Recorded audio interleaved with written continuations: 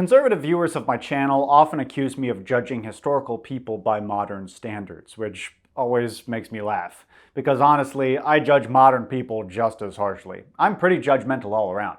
If they think my criticism of slave owners is bad, they should hear me talk about people who drive a Ford F-150 King Ranch Super Duty. As I pull into the Winn-Dixie parking lot with my comically oversized vehicle, all must know that I am not only the king of the ranch, but that the spotlessly clean bed of my truck is capable of bearing loads which can only be described as super duty. Another thing that I hear from conservatives is they say, I hate it when smug liberals pass judgment on Thomas Jefferson, Robert E. Lee, and Woodrow Wilson, because if they were alive back then, they would have owned slaves or been super racist too. And you know what? I actually completely agree. I think they're right on the money. We are, all of us, products of our times. It is incredibly hard, in fact, next to impossible, to fully follow the dictates of your own conscience when what your heart is telling you directly contradicts the overwhelming weight of the values and customs of the culture in which you live. Because breaking from the herd is incredibly isolating, and we are social animals. The fact is, the single most important factor that shapes our morals and ideologies is monkey see, monkey do. All of us just want to fit in. We might think we're above all that in the age of the internet, but just speaking for myself, I've definitely been ideologically swayed by the whims of the algorithm. Wow, this post has a lot of likes. A lot of people seem to be agreeing with this take. Maybe I should take it a little bit more seriously. Monkey see, monkey do. How many of us were completely enlightened about trans issues before it became part of the public conversation? I remember lots of kids from high school throwing the T slur around quite regularly who are now the very picture of perfect wokeness. How many white people were really even aware of police brutality before Michael Brown, Trayvon Martin, George Floyd? A bunch of my supposedly progressive friends at a bar I used to drink at were saying, you know what? All lives matter, as recently as 2016. Monkey see, monkey do. Shitting on Robert E. Lee 160 years on is easy. Taking a stand for what you believe in when you're nearly alone and everyone is telling you to sit down and shut up and stop embarrassing yourself, that shit's fucking hard. Which makes it all the more remarkable when you find a figure from history who is one of those 1 in 1,000, 1 in a million type of people who actually broke free from their cultural conditioning and followed their heart completely. On this episode of The Abolitionists, we'll be exploring the life and ideas of a man who has the distinction to be not only the first revolutionary abolitionist in American history, but also the country's first animal rights activist, an early advocate for women's rights, a proletarian critic of bourgeoisie and aristocracy alike, and a cosmopolitan friend of, quote, all colors and nations, the extraordinary Quaker, Dwarf, vegan abolitionist hermit of early 18th century Pennsylvania, Benjamin Lay.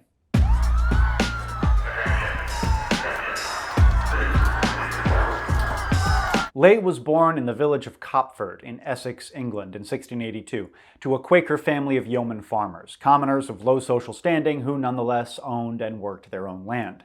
He was a small and misshapen child, and it soon became clear that he had some sort of form of dwarfism.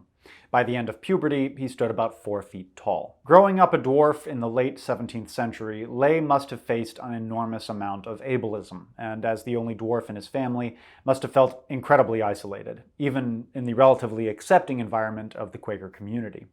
He referred to himself as Little Benjamin, and later in life began his anti-slavery diatribe, All Slave Keepers That Keep the Innocent in Bondage, Apostates, great title, by admitting, I know myself to be so very mean and contemptible in the sight of men, almost in every respect. As a teenager, Lay left Copford to live with his older half-brother William in Fordham, Cambridgeshire, where he worked tending the family's sheep.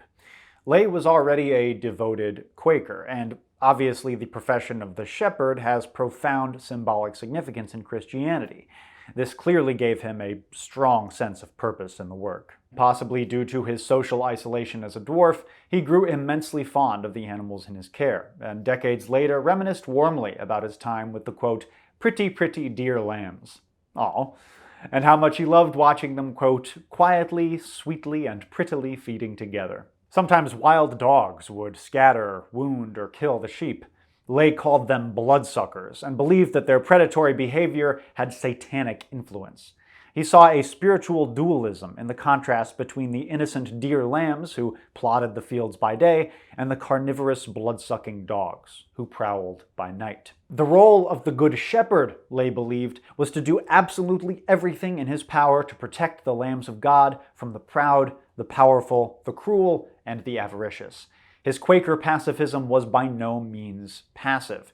It was not only a personal refusal to do violence, it was also an active effort to thwart those who would inflict violence upon others. At his father's urging, Ley left his brother's farm and apprenticed for a glove maker in nearby Colchester, work he hated. He called it a, quote, stinking trade.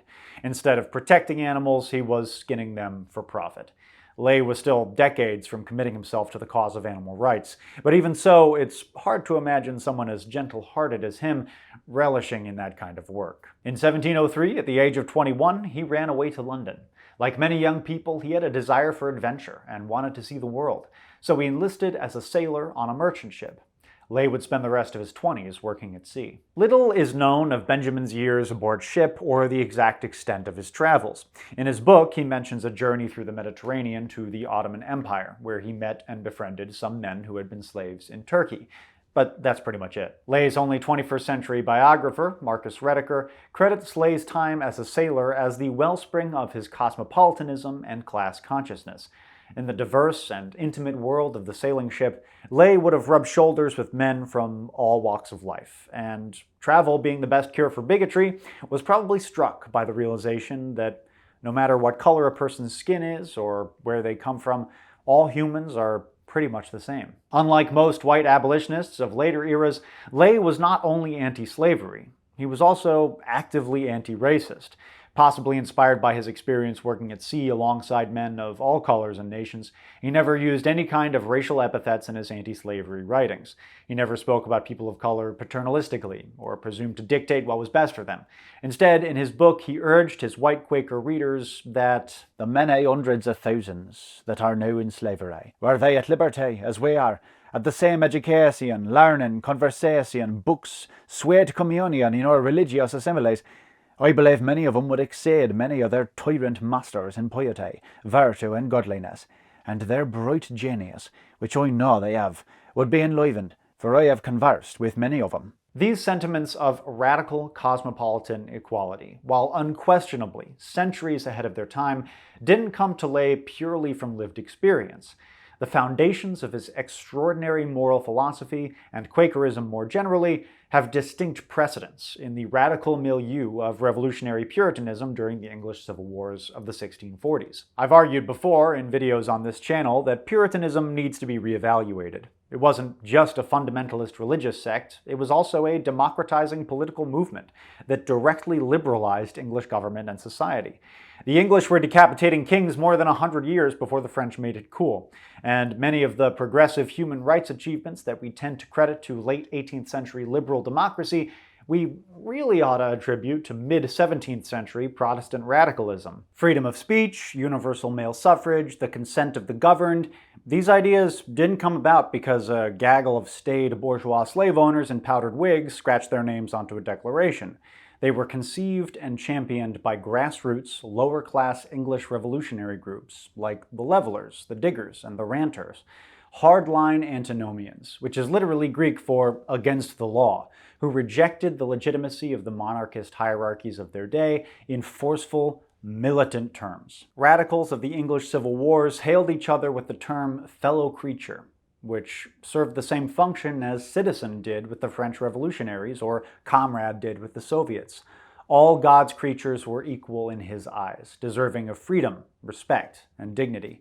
Any man-made law or custom that elevated one creature above another was contrary to the will of heaven, and it was a godly person's duty to disobey it. The Diggers, most famous for illegally occupying a hill in Surrey and planting crops there during the spring and summer of 1649, held that private property itself was a form of violence, and that humankind should strive to live as Adam and Eve had in the Garden of Eden, with the earth being a common treasury for all. Influential ranter Jacob Balthumley took this concept even further, arguing for a pantheistic, militant environmentalism when he said, I say that God is in all creatures, man and beast, fish and fowl, and every green thing. It's not hard to see how Quaker pacifism could also emerge from this seething hotbed of English Protestant radicalism. Ironically, even though the Puritans would brutally oppress them in New England, the Quakers proved to be the longest-lasting radical sect to come out of the Revolution that the Puritans had first kicked off. However, by the early 18th century, the pendulum of progress had swung back a bit, and moderating elements within the Society of Friends were gaining ascendance. Benjamin Lay was in his heart a primitive Quaker, with decisively antinomian tendencies, and when he returned to England from his life at sea in 1714, a worldly man of 32, he quickly found himself at odds with the Quaker congregation in London, who he believed fell morally and spiritually short. It was around this time that Lay began his quarrelsome habit of loudly interrupting prayer meetings to accuse various ministers of avarice, covetousness, or hypocrisy. One happy consequence of his return was that he met and fell in love with Sarah Smith, a highly respected member of the Quaker community in Deptford, south of London.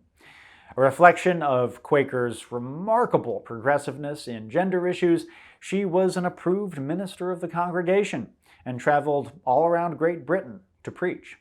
She was a few years older than Benjamin and was also a dwarf. The couple were married in July 1718. Later that year, the Lays picked up stakes and moved across the Atlantic to Barbados to open a mercantile business. Benjamin and Sarah's 18 months on the island, which was then the epicenter of the British Empire's slave-driven industrial operations, would have a profound impact on the course of the rest of their lives. Drawn by the sizable Quaker community in Barbados, the Lays opened a little waterfront shop in Bridgetown, the island's largest port. They were not there long before they were forcefully struck by the sheer brutality with which their supposedly pacifistic fellow friends treated their enslaved laborers. Every facet of Barbadian life was, at the time, defined by slavery. Enslaved Africans outnumbered European settlers 7-1. The Lays witnessed people worked to death, whipped, mangled in industrial accidents, and dismembered during punishments. The whole stinking system, Benjamin wrote, was one of, quote, barbarity and ill-got wealth. One day, Sarah called on a Quaker acquaintance, arriving outside his house to find a black man, naked, trembling, and beaten, hanging outside the door, with a pool of blood beneath him. Horrified, Sarah confronted the slave owner, but the man showed no remorse, and instead complained about how the man had tried to escape. Enslaved people frequently stole from the Lays' shop, and at first, Benjamin would whip them if he caught them. But after enough time on the island, he began to fully understand the horrific conditions that these people lived under. Instead of punishing people for stealing, he and Sarah soon began giving them free food. Benjamin would deeply regret the whippings for the rest of his life. The enslaved people of Bridgetown were underfed and often literally starving. When the Lays gave out food, even trash like rotten cheese or cockroach-infested bread, the enslaved people would swarm around it and tear it apart. Benjamin writes, "The poor creatures would come running and tearing and rending one another to get a part in the scramble of that which I am sure some dogs would not touch, much less ate of. Their poor bellies were so empty, and so ravenous were they, that I ne'er saw a parcel of hounds more eager about a dead carcass than they always were." The Lays befriended some of their enslaved neighbors as well. One regular at their shop was owned by a Quaker named Richard Parrott. The enslaved man confided in Benjamin that Parrott liked to beat him and some of the other enslaved people severely every Monday morning for no reason at all that he could discern. Early one week, Benjamin noticed that the man wasn't appearing around the shop anymore. He later learned that on that Sunday, he had hanged himself rather than face another beating. Lay was profoundly disappointed in the hypocrisy and brutality of the Quakers of Barbados and wrote about them years later in blistering terms. "Shall we fetch and steal 'em out of their own country, where God Almighty has made 'em and placed 'em, and in taking of 'em murder many, very many, and serve 'em that we take alive 10 times worse? Steal husband from wife, wife from husband, steal the children from their parents, bring 'em here or elsewhere amongst our extraordinary Christians, worse thieves than the others by far. They work 'em, whip and starve 'em almost to death, and if the poor wretch steal a little to satisfy hunger, he is tormented without mercy. Be these Christians and ministers too that encourage and plead for these things? It must be all a lie, and that is of the devil. I do believe in me soul, if Christ was here in that very body, he would say as much to some Quakers as he said to the scribes and Pharisees in the 8th of John. After a time, Benjamin and Sarah began hosting enslaved people for meals at their home, sometimes hundreds at a time, where they held group discussions about the evils of slavery. This was something that the planter class of Barbados obviously could not abide, so they began to take steps to banish these two troublemaking dwarfs from the island. They need not have bothered. Disgusted and traumatized, the Leys returned to England on their own accord in the fall of 1720. Before this, many intelligent and empathetic Englishmen, such as Richard Lygon and Thomas Walduck, had visited Barbados, seen firsthand the brutality of the Caribbean slave system, and wrote about what they saw. Most even denounced and deplored the cruelty, as would anyone with a heart.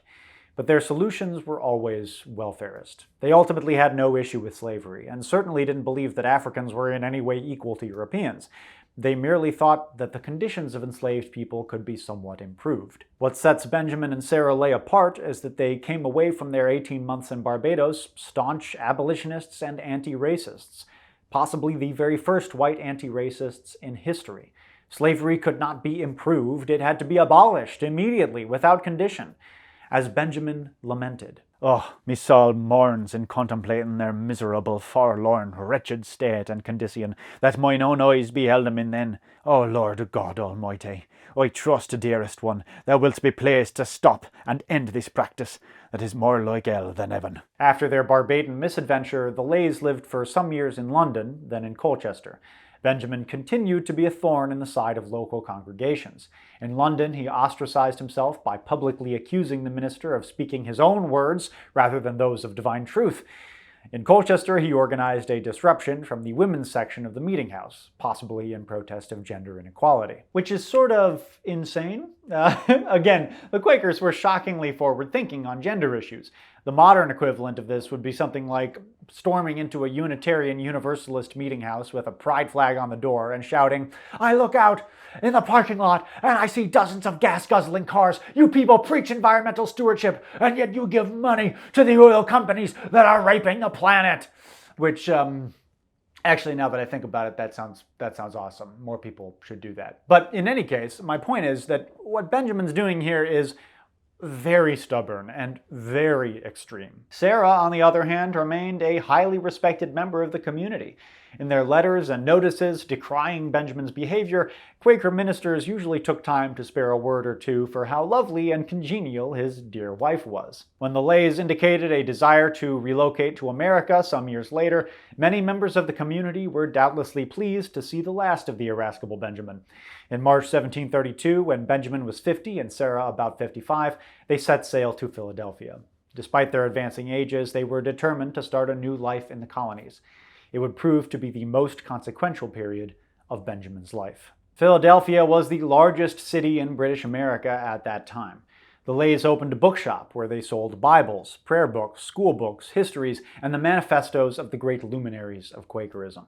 They joined the local congregation, the Philadelphia Monthly Meeting, where Benjamin was distraught to discover that over half the members owned slaves. Though a sizable minority of Quakers in Philadelphia harbored private doubts about slavery, in the 1730s it was still socially unacceptable to speak out on behalf of the enslaved, even in the northern colonies, where the peculiar institution was still going strong.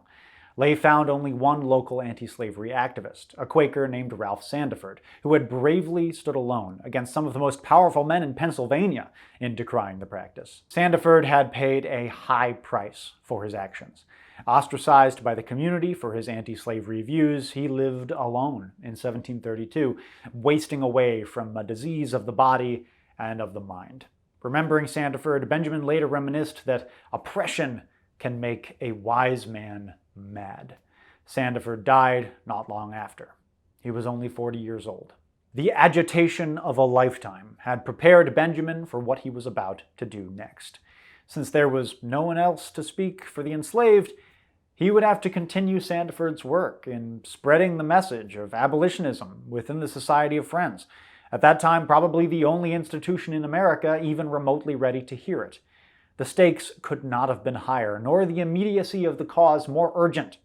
Lay reflected on the sheer quantity of the suffering that Europeans inflicted on their fellow creatures in the slave trade, which continued every passing moment that he did nothing. There goes from Bristol about 50 sail in a year for Negroes, and I suppose some Quakers are concerned in it there as well as at Liverpool, Barbados and elsewhere. Now, if each of these 50 vessels carries 300, some carry many more, it comes to 15,000 souls yearly, stolen by Bristol men. And if there should be 4 times as many stolen by vessels from London, Liverpool, Scotland, Ireland, Barbados, Jamaica and some other places, as I suppose there may, it comes to 75,000 yearly, stolen and kept in iron furnaces, so that in the 50 years and more since friends have been concerned in this practice, beside what has been increased by generation, comes to 3,825,000.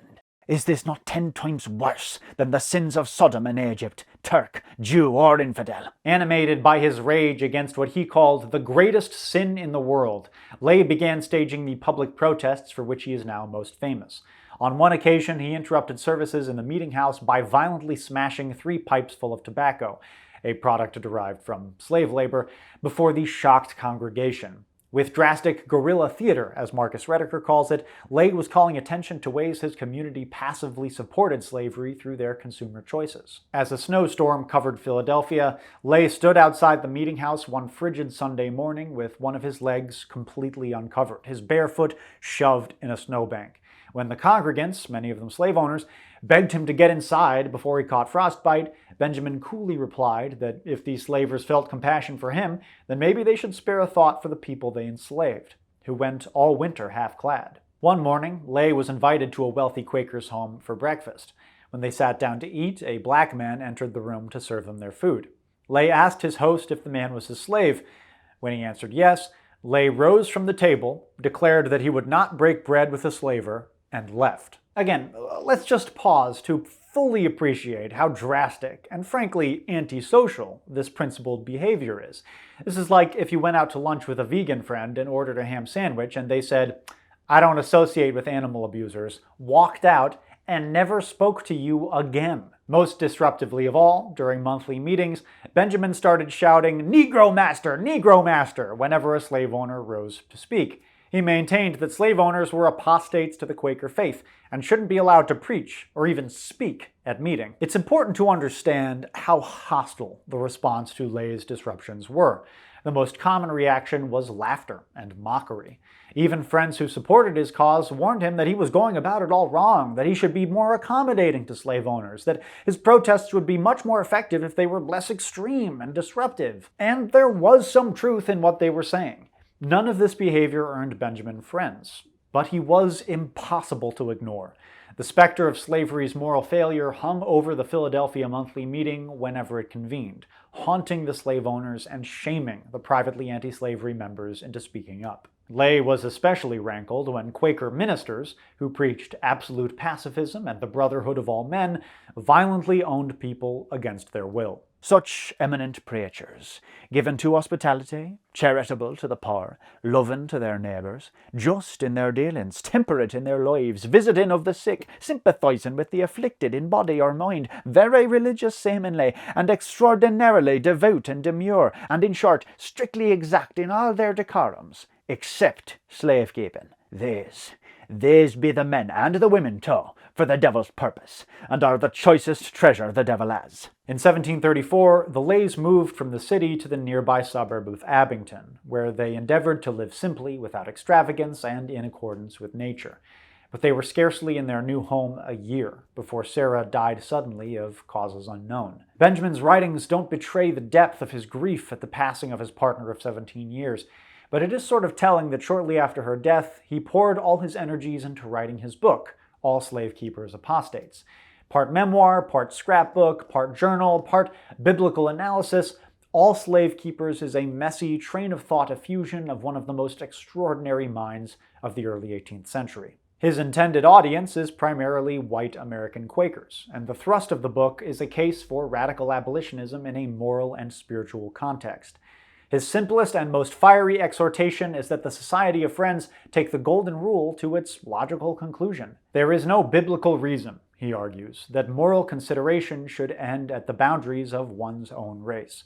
If slave owners could only take a moment to empathize with their human property, that simple truth would become blindingly apparent. And if people of color ever rose up to kill their enslavers, the slave keeper would only have himself to blame. And friends, you that follow this forlorn, filthy practice, do you not consider that ye are opening a door to others, or setting them an example to do the like by you, whenever it shall please the Almighty to suffer them to have power over us, as a scourge to us for our sins? What reason then shall we have to complain? If any of you ever read the history of the English slaves in Algiers, how would you like that yourselves? After years in the works, this strange, convoluted, passionate book was published in Philadelphia by none other than Benjamin Franklin, then a young printer in his mid-30s. When Lay showed up to Franklin's print shop with a disorderly bundle of handwritten scribbles, the future founding father asked the dwarf what order the pages went in. Lay essentially said, "It doesn't matter, I don't know, you figure it out." And despite Franklin's best efforts, it still makes for some difficult reading. Meanwhile, the public protests continued. Local slave owners conspired with Benjamin's old enemies in England to have him officially thrown out of the Society of Friends, which came to pass in 1737. John Kinsey, a career politician, the most prominent Quaker in Philadelphia, and, of course, a slave owner, decided to make Benjamin his own personal project.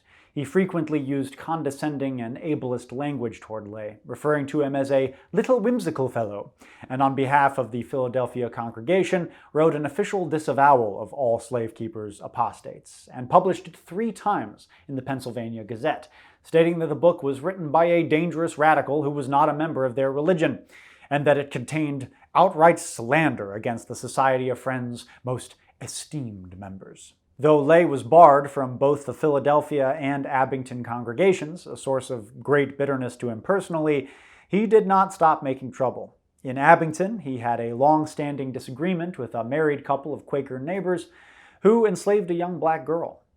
Lay attempted to convince them to set the girl free, but they refused to listen to reason. So one day, when Benjamin encountered the couple's 6-year-old son on the road, he invited the boy home with him. That evening, his parents ran through the neighborhood, worried sick, looking for their missing child. Lay went out to speak with them and asked them what was the matter. They said their son was gone. He was missing all day. Lay then revealed that the boy was safe and sound in his house. Then said, "You may now conceive of the sorrow you inflict upon the parents of the negro girl you hold in slavery, for she was torn from him by avarice." But the most theatrical protest of Lay's life was in September 1738, in the Quaker Meeting House of Burlington, New Jersey, during the Philadelphia area's annual meeting, the biggest Quaker event of the year. The pews were packed. In attendance were not only several of Lay's slave-keeping enemies, such as John Kinsey, but very likely also some young Quakers, such as John Woolman and Anthony Benezet, who would later form the vanguard of the next generation's anti-slavery activists. During services, Benjamin stood up and threw off his coat, revealing a military uniform and a huge, gleaming sword beneath. The congregation probably gasped. As absolute pacifists, entering a Quaker meeting armed was a drastic, almost blasphemous statement. He must have struck a positively Moses-like figure, this martial old dwarf with a long white beard, commanding every eye in the room. The little man's voice reverberated throughout the hall, decrying the evils of slavery and the hypocrisy of those friends who practiced it. Accounts differ on what Lay actually said. A 19th century source gives 2 versions of his speech. One in which he said that no law of God had bound Africans to be the slaves of Europeans, and that they were held merely by a arbitrary, unjust, and self-serving custom, which everyone at the assembly was deeply complicit in. Another version has him proclaiming that a sword would be plunged into the bowels of the nation if they did not stop oppressing people of color, which certainly would have set the stage nicely for what he did next. Lay produced a thick book, inside of which was hidden a bladder filled with red dye made from pokeberry juice. With a dramatic flourish, he impaled the book with the sword, and fake blood ran down his arm and spurted on the slave keepers all around him. As outrage and clamor filled the meeting house, several men grabbed Lay and carried him bodily from the building. Fucking awesome. Of course, it's easy to admire and appreciate Lay's disruptions 300 years on, with African slavery safely rotting away in the dustbin of history. But in one of his book's most relatable passages, he worries that his life's work may have been for naught, that the enemies of justice are too numerous and too powerful to be defeated, that liberation may simply be unachievable. Oh, when will there be an end to these things? Seeing it now going on with main strength by almost all parties, as well as by some of those that pretend to be Quakers. So full of mercy, compassion, forgiveness to the very worst of enemies, tenderness, meekness, mildness, sweetness of love, and pity to all creatures of all kinds. The merciful man is merciful to his best. And yet some of these pretenders to this purity can join with these men-killers and stealers for gain, which is hard to write, but it is true. But yet I do know. There is a faithful remnant amongst the Quakers in America that are zealous against this and all other iniquity, to whom me soul is nearly united in spirit, and I have sum up the number of them will increase, which I should rejoice to hear and say, although things seem to look dark at present. When Lay says, "The merciful man is merciful to his beast," he is paraphrasing his favorite author, Thomas Tryon, and exploring the intersection between abolitionism and Benjamin's other great cause, which he came to relatively late in life: animal rights. Benjamin and Sarah probably lived quite rustically in Abington before her sudden demise, but as a widower, Benjamin decided to fully commit to a life of unostentatious, self-sufficient Quaker simplicity. After some years in America, he had concluded that the colonial culture was one of greed, intemperance, and ungodliness. He found the pursuit of material goods particularly distasteful and decided to completely divorce himself from his dependence on the global economy of emergent capitalism. He built himself a house at the entrance to a cave adjacent to a bubbling natural spring near Old York Road in Abington, about a quarter-mile from the meeting house. Lining the entrance with stone and the roof with evergreen branches, he planted fruit trees and a garden of potatoes, melons, squash, and radishes. Inside the cave, he kept a loom where he weaved all his own clothes, and a considerable library of over 200 books. At some point, after settling into his new life of radical self-sufficiency, Lay noticed that a local groundhog was rooting around in his garden and eating a bunch of his vegetables. Eventually, he caught the groundhog and killed him in a fit of rage. When Lay had calmed down, he was racked with remorse. Perhaps the incident made him think of the starving people he had whipped in Barbados decades earlier, and decided that he would never again cause harm to an animal, directly or indirectly. Animals, too, were his fellow creatures, with a right to life and liberty. He stopped eating meat, stopped wearing leather or wool, preferring to go barefoot rather than wear cowhide shoes, and refused to partake in the exploitation of horses by riding on their backs. For a man in the 18th century, to embrace animal rights so completely is, frankly, gobsmacking. This is obviously highly radical, even by today's standards. But even more surprising, as with Lay's antinomianism, his veganism actually has a Puritan precedent. It's highly likely that Lay was familiar with the life and writings of Roger Crabb, a Roundhead soldier in the English Civil Wars who lived much of his early life a violent, indulgent, drunken glutton. But after being severely wounded in battle by a broadsword that clove his skull, he had an intense religious awakening and became an absolute pacifist and an ethical vegan. Probably the first vegan in Western history. Suffering a brain injury and then going vegan. So typical. He left the army and worked as a hat maker for a while, but soon came to the conclusion that entrepreneurship was sinful. So he sold his haberdashery shop, gave all his money to the poor, and went to live as a hermit in the woods near the town of Uxbridge. Crabb eschewed alcohol as well as animal products, and subsisted off oats, bran, bread, and various greens that grew around his little cottage. His eccentric lifestyle soon made him a minor celebrity. In 1655, Crabb wrote a book immodestly titled The English Hermit, or Wonder of This Age, in which he unpacked his spiritual worldview and made a biblical case for animal rights. The cover page features a woodcut of Crabb, which I fucking got tattooed on my stomach. Here it is. So he's saying, herbs and roots. Isn't that cute? Crabb opens his book by quoting 1 Corinthians. Wherefore if mate make me brother to offend, I will ne'er eat flesh while the world stands. He interprets this verse to mean that since all animals are his brothers in Christ in a pantheistic ranter sense, then it must be wrong to indulge himself at the expense of his fellow creatures.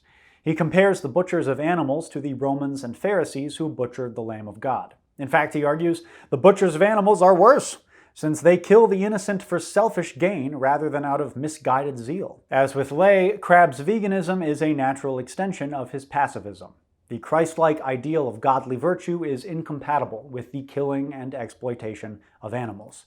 As he writes, "No innocent creator need fear for his life from an innocent creator." A generation later, in 1683, the aforementioned author Thomas Tryon published a book entitled A Way to Health, Long Life, and Happiness.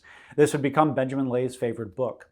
Apparently, he carried it with him everywhere, and in this contemporary painting of him, the artist depicts him with a copy prominently in hand. Tryon was an abolitionist. Like Ley, he had come to realize the evils of slavery by seeing it firsthand during a trip to Barbados.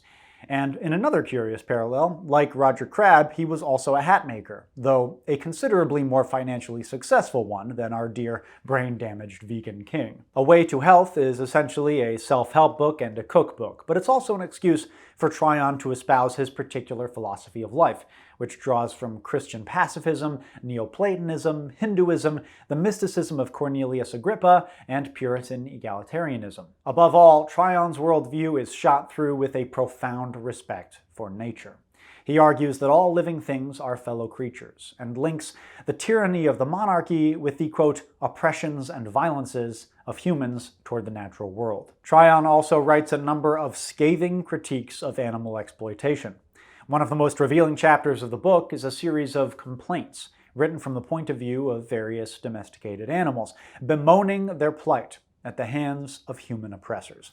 He begins with the cows and oxen, who lament, "Cruel and hard-hearted man, wert thou constituted our great Creator's deputy and viceroy of this universe of sublunary beings, that thou shouldst play the tyrant and the epicure, and domineer with rigour o'er the rest of its inhabitants? All of us live in great slavery most part of our lives, and at last we die, both untimely and unwillingly, many of us cut off in youth, or in the prime of our strength, to please the palates of extravagant people, whose lusts nothing but flesh can satisfy. The sheep aren't too happy either. Our Creator hath endowed us with a meek, friendly nature. But if men imagine they could make money of us, then we are sold, driven, abused, and finally have our throats cut and our bodies quartered as if we have committed treason." Horses point out that at least death brings freedom from slavery. They are cursed to heave their oppressors around their entire natural lives. We, with great toil and labour, draw their luggage in carts and wains, and their fat lazy punches in chariots and coaches. Others make use of us to hunt our fellow creatures, and riding us successively, destroy many of us in that sport, as they wickedly call it. When wars are waged, though we have neither hand in the quarrel, nor are like to get any share of honour or spoil, we do a great part of the service, and with the hazard of our lives rush into the battle. However the horses bray, animals will have the last laugh. Though we do undeservedly suffer many miseries, this is our comfort. Our lives are thereby shortened, and when death comes we are totally released from all our slavery and hard labours. But it is not so with our tyrannical masters. Their works will follow them to eternity, and they cannot escape divine vengeance. Therefore, O man, consider thy ways and thy end, and what principle is predominant in thee. And if thou expecteth to die the death of the righteous, remember that the righteous man is merciful to his beast. Tryon saw in the needless exploitation of animals and the natural world a violent ideology of human supremacy that informed and upheld other forms of oppression. Refusing to partake in that exploitation was, to him, the ultimate expression of benevolence and empathy. The complaints of the animals in Tryon's book clearly resonated with Ley, based on how often he quoted it, and both men were also greatly inspired by the ideas of Greek philosopher Pythagoras, the guy with the theorem, who argued passionately for ethical vegetarianism and famously stated that humans would never be at peace as long as they killed animals. Pythagoras believed that war, and everything that led to it, bigotry, oppression, supremacist thought, had its origins in humanity's domineering relationship to other animals. This is also a keystone in modern vegan thought, speciesism being the foundation of human inequality. As a matter of course, oppressors and war makers use speciesist language as a means of othering the outgroup of the moment. The enemy are rats, they're weasels, they're worms, and if we get our hands on them, we'll slaughter them like animals. Even our verb in English for this concept, to dehumanize, implicitly operates within a speciesist framework. To dehumanize means to degrade someone beneath the threshold of empathy and moral consideration, to strip them of individuality and personality, to turn them from a someone into a something. Arguably, and very ironically, no one is more dehumanized than animals. Though Ley and Tryon were not familiar with the term speciesism, they were clearly intimately familiar with the concept. The language and ideology underpinning the exploitation of their fellow creatures, the animals, also underpinned the oppression of their fellow creatures, the enslaved. The enslaved were treated like animals, and that was a horrific injustice. Vegans like Ley and Tryon simply took things a step further and said, okay, but why do we treat animals like animals? Now, I've thrown the word vegan around pretty loosely to describe men who lived centuries before the term was invented, so before we go any further, maybe we should define some important terms here. The Vegan Society's definition of veganism, which continues to be generally accepted among animal advocates today, is a philosophy and way of living that excludes and opposes forms of animal exploitation whenever possible and practicable. It does not simply mean eating plant-based. The capitalist conception of veganism is that of a simple consumer choice, but I'm situating it in its more accurate context, that of a revolutionary political movement for animal liberation. And in fact, Benjamin Ley himself did not eat 100% plant-based. He kept a large apiary in the woods near his cave and ate their honey all the time, though he steadfastly refused to kill any of the bees. Additionally, two 19th century sources, an 1817 biography of Ley and an issue of the Quaker journal The Friend from 1856, mention that Ley drank milk. This is pretty problematic from an animal rights perspective. Then, as now, the production of dairy involves humans forcibly impregnating mammals, usually cows, separating the mother from the calf after the birth, and harvesting her breast milk. The calf is slaughtered for veal, and for the mother, the whole process starts again until her reproductive organs wear out, after which she too is killed for her meat. This milk thing kind of bothered me, so I decided to look into it. Those two 19th century sources, in a way that's very typical of 19th century sources, are both very vibes-based in their citations. The 1817 biography at least tells us that much of its information about Ley's later life came from oral accounts by elderly Pennsylvania Quakers who knew him decades earlier, when they were children and young adults. That's better than nothing, but what I really wanted to find was a contemporaneous primary source that gave more information. According to Wikipedia, Ley kept goats outside his cave, and for a while I took it for granted that he just milked his goats. Hopefully, probably, on the rare occasions when they just happened to have babies. But then I followed up on the citation, and lo and behold, there was not a single mention of goats in that entire book. So I do more digging, and I find a lot of blogs and articles have just repeated the goat thing uncritically, and a couple other people claimed that Ley had a cow. But again, no sources for that. I searched high and low, and wouldn't you know it, there is not a single 18th century source or scholarly source backed up with solid citations that I could find, which suggested that Benjamin Ley kept any domesticated mammals at all. In which case, presumably he'd be buying his milk from a dairy farmer? And you know what, y'all? I have a feeling that the guy who was, first of all about self-sufficiency, and second of all, so committed to animal rights that he wouldn't even ride horses, or wear wool, or kill bugs, probably was not cool with the idea of raping a cow to death so he could steal her titty juice. That does not sound like Benny Boy to me. I actually have a crazy theory that might explain this. And maybe this is tinfoil hat territory, but here we go. There is a captivity narrative from the 1720s, written by a New Hampshire woman named Elizabeth Hanson, who described her ordeal after she and her family were kidnapped by warriors of the Wabanaki Confederacy. Hanson relates one story of her infant child nearly starving to death when her breast milk dried up. A Wabanaki woman took pity on her and showed her how to make milk from walnuts. She pounded the little suckers up with some water and boiled it up with some cornmeal, and it saved the kid's life. The indigenous people of New England, it turns out, were old hands at making nut milk and nut butter. When one English explorer from the short-lived Popham colony in Maine saw these foods, he erroneously assumed that the natives were domesticating and milking reindeer. So plant milks were being made by native people in the early 18th century, just a little bit north of Pennsylvania. Is it possible then that Benjamin somehow heard about this recipe and made it himself? And then when his fellow colonists saw him drinking it, they just assumed it was cow's milk. Is such a thing even possible? Yes, it is. I don't know. I don't have any proof. I don't have any evidence. I will freely admit that, but I don't think it's too crazy. But hey, even if Ley did drink cow or goat milk, I still think he fits quite snugly in the proto-vegan pantheon.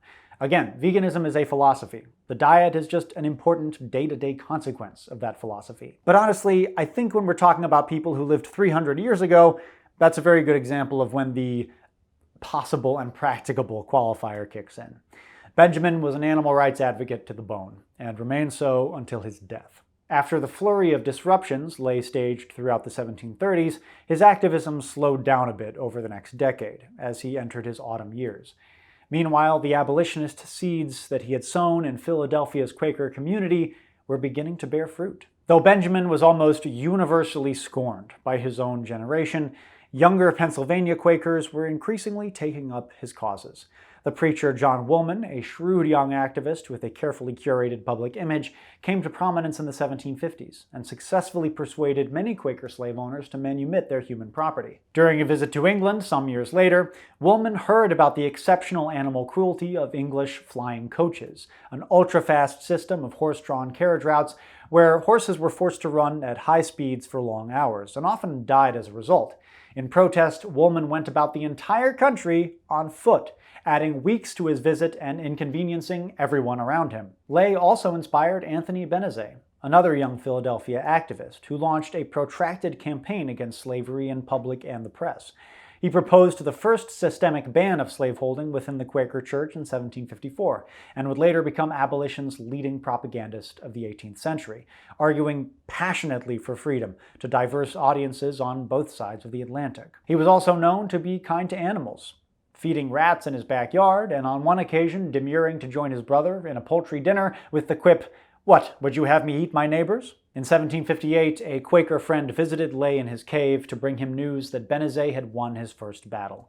A resolution was passed in the Philadelphia Yearly Meeting that would discipline and eventually disown slave owners from membership in the Society of Friends. When Benjamin heard this, he was quiet for a few moments. Then he sat up from his chair and said, "Thanksgiving and praise be rendered unto the Lord God. Now I can die in peace." He passed from illness about a year later, in February 1759, at the age of 77. He was buried with Sarah in the lich yard of the Abington Meeting House, unmarked by a headstone in the Quaker fashion. In Philadelphia during the 1720s and 30s, Benjamin Ley, Sarah Ley, and Ralph Sandiford stood alone against the massive weight of culture and tradition in their tireless work of dissent in the name of justice. Though they were largely met with scorn and repression, their unapologetic radicalism helped inspire a new generation of more politically savvy and strategic activists to take the fight from the streets and into the council chamber. By the dawn of the Revolutionary War, American Quakerism was a solid block of ardent abolitionist organizers, and their influence proved instrumental in the successful campaign to outlaw slavery in the northernmost states of the new republic. As far as animal rights, we obviously still have a long way to go. Arguably, things are worse for animals now than they've ever been, thanks to factory farms and industrial commercial fishing. Every year, humans kill 80 billion land animals for food. Estimates of sea creatures killed are highly variable, but the number is certainly in the trillions. If we killed humans at the same rate we killed animals, everyone would be dead in 3 days. Also, a quarter of the animals are never actually eaten. They either die prematurely in the horrific conditions they're raised in, or are thrown out as food waste. Whatever your feelings about the ethics of killing animals for food, I think most of us can agree that slaughter on this horrifying industrial scale is an absolutely unacceptable way for us to treat our fellow creatures. To say nothing of the ecological devastation that the meat and seafood industries cause, with animal agriculture alone being responsible for between 10 to 20% of carbon emissions, and the leading cause of deforestation around the world. Something clearly needs to change. By means of penance for ending your history video with a call to action, I'm going to do some donating myself, and give all the ad revenue this video makes within its first month to Love and Arms Animal Sanctuary just outside Denver, a home for animals rescued from the meat industry to live out their lives in peace. The name under which I'll make the donation will be Benjamin Lay.